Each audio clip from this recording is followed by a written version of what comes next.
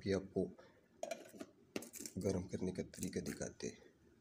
ये इधर रख दिया, इससे जो भाप निकलता है ना, इससे जो भाप निकलता है ये उससे गर्म होगा। ये देखो,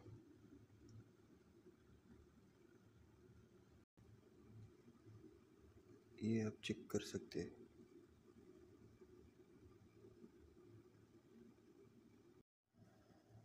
अब ये चेक करते हैं कि ये गर्म हो गया कि नहीं।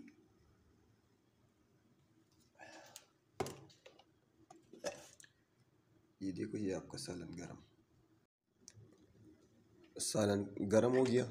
और अभी इसमें ये मिल्क पैक डाल देंगे। ये तो ये चाय भी तैयार हो जाएगी। देख, ये चेक करो।